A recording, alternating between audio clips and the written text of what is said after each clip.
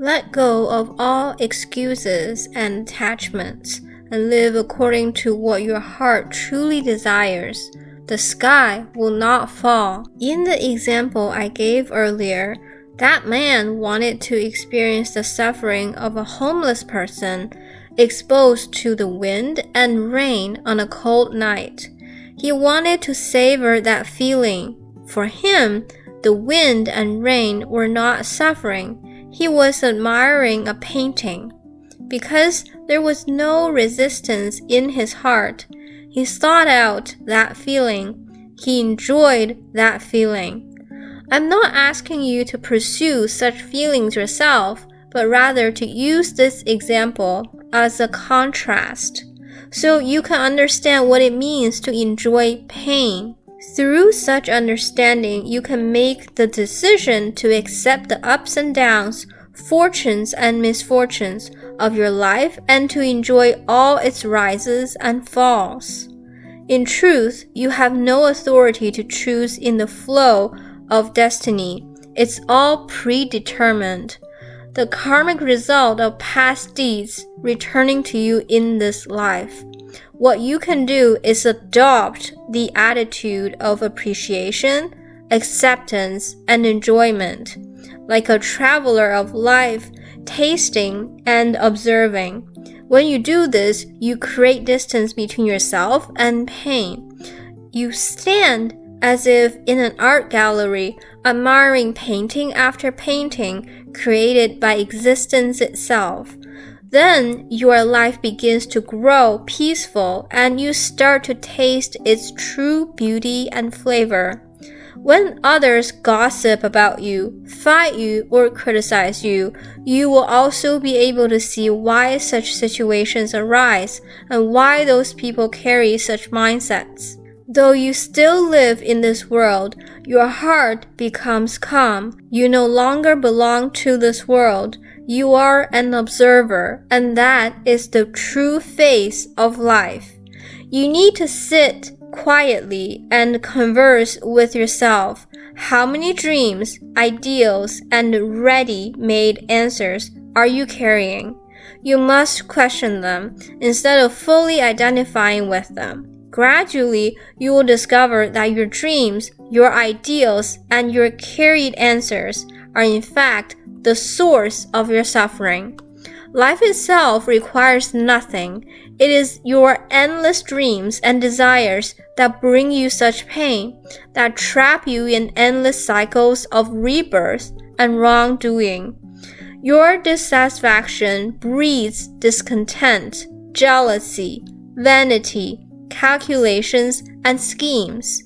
You feel your own suffering, yet cannot bear others' happiness and wish to drag them down with you.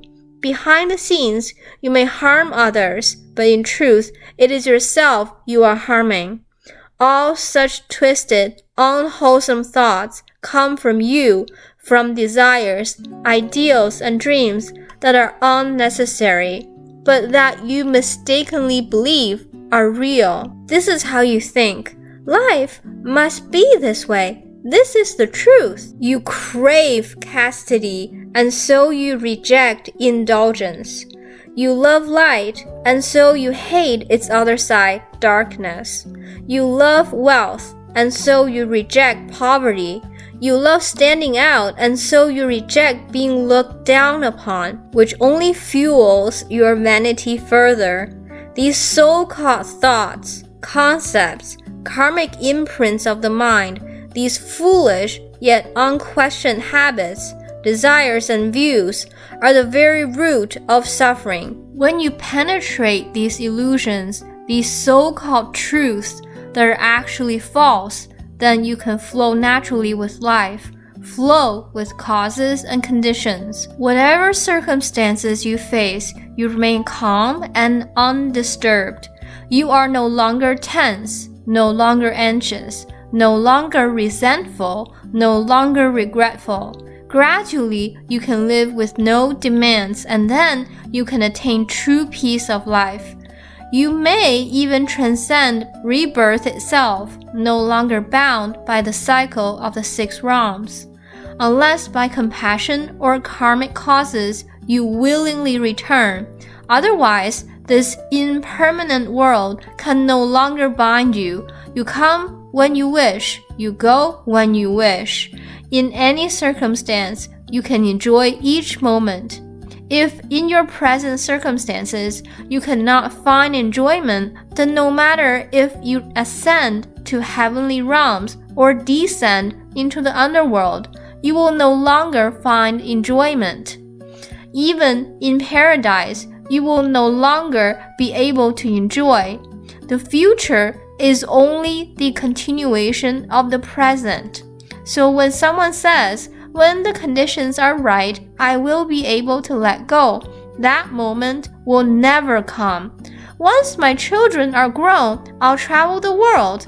I'll finally be free. This is only an excuse. It is self-deception born of weakness, attachment, dreams, desires, or ego.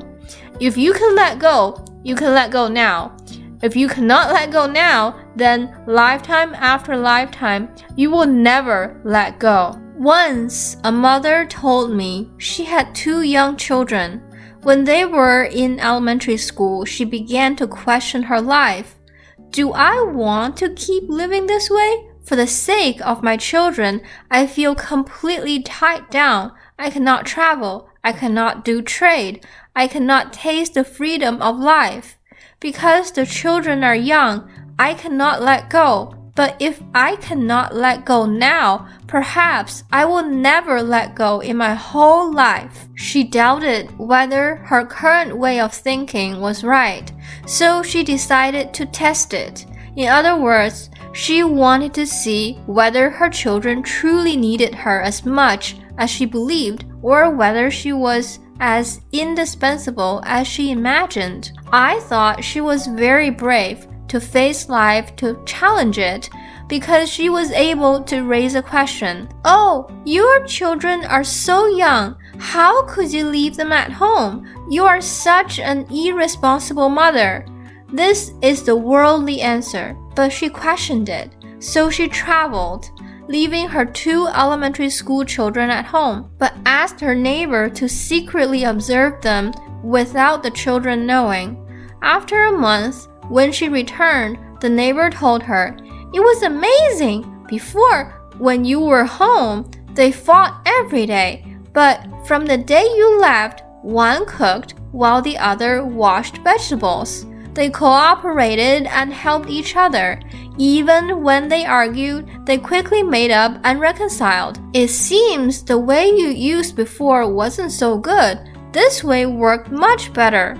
From that time on, she began to travel freely and engage in trade. Today, she still runs a cafe in Nandrong, while her children are now in university and they are so close and loving siblings. Ordinary people accept answers without ever raising questions because they lack the ability to question. But wise people can question their lives, their experiences, their thinking patterns, and the answers they have received. This mother pierced through the illusions of the self and gradually grew independent, no longer bound by society. Other people's opinions, praise, blame, her own gains and losses, she began to hold a calm space from which to observe them.